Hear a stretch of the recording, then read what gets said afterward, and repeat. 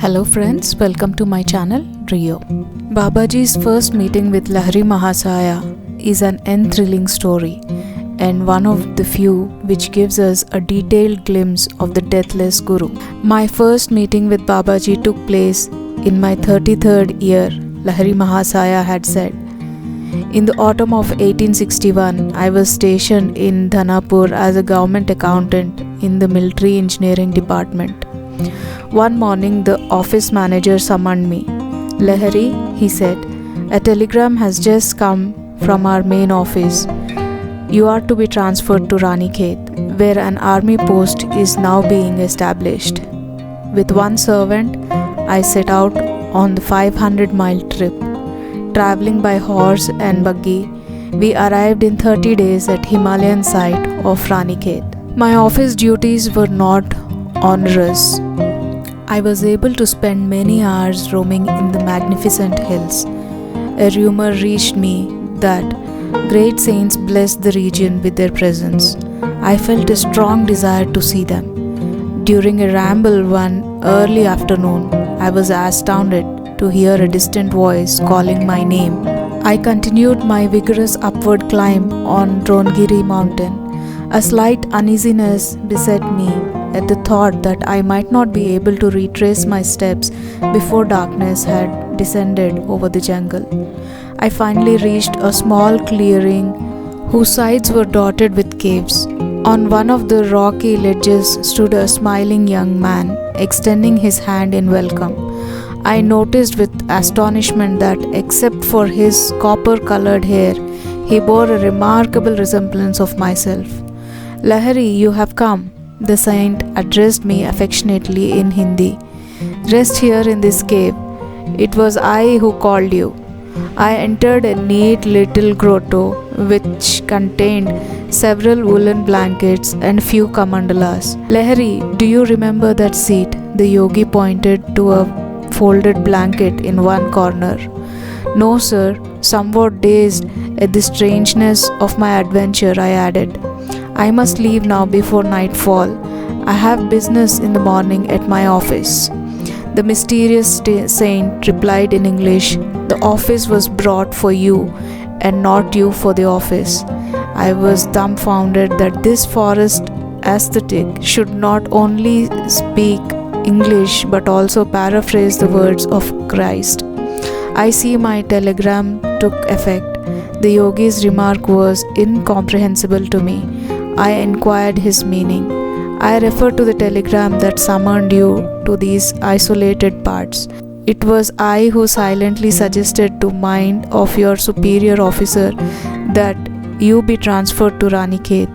When one feels his unity with mankind, all minds become transmitting stations through which he can work at will. He added gently, Lahiri, surely this cave seems familiar to you?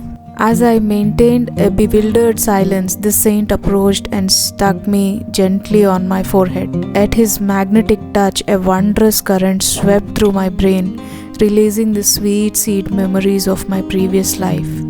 I remember my voice was half choked with joyous sob. You are my Guru Babaji, who has belonged to me always. Scenes of the past arise vividly in my mind.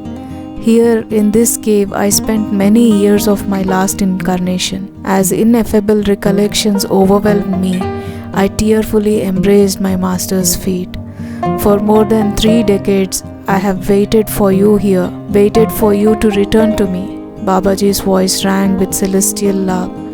You slipped away and vanished into the waves of the life beyond death. The magic wand of your karma touched you and you were gone. Though you lost sight of me, never did I lose sight of you. I pursued you over the luminescent astral sea where the glorious angels sail. Through gloom, storm, upheaval and light, I followed you, like a mother bird guarding her young. As you lived out your human term of womb life and emerged as a babe, my eye was ever on you. When you covered your tiny form into the lotus posture under the Nadia sands in your childhood, I was invisibly present. Patiently, month after month, year after year, I have watched over you, waiting for this perfect day. Finally, now you're with me. Here is your cave, loved of yore. I kept it ever clean and ready for you. Here is your hallowed asana blanket, where you daily sat to fill your expanding heart with God. Behold there your bowl, from which you often drank the nectar prepared by me. See how I have kept the brass cup brightly polished, that you might drink again therefrom. My own, do you now understand? My Guru, what can I say? I murmured brokenly. Where has one ever heard of such deathless love? I gazed long and ecstatically on my eternal treasure, my Guru in life and death. Lahiri, you need purification. Drink the oil in this bowl and lie down by the river. Babaji's practical wisdom, I reflected with a quick, reminiscent smile, was ever to the fore. I obeyed his directions. Though the icy Himalayan night was descending, a comforting warmth and inner radiation began to pulsate in every cell of my body. I marveled. Was the unknown oil endued with a cosmical heat? Bitter winds whipped around me in the darkness. Tigers howled nearby, but my heart was free of fear. The radiant force newly generated within me conveyed an assurance of unassimilable protection. My solitary musings were interrupted by the sound of approaching footsteps.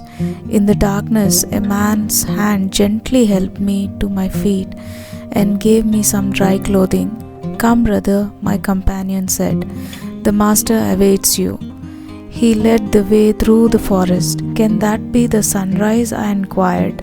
Surely the whole night has not passed. The hour is midnight. My guide laughed softly. Yonder light is the glow of the golden palace, materialized here tonight by the peerless Babaji. In the dim past, you once expressed a desire to enjoy the beauties of a palace. Our master is now satisfying your wish, thus freeing you from the bonds of karma.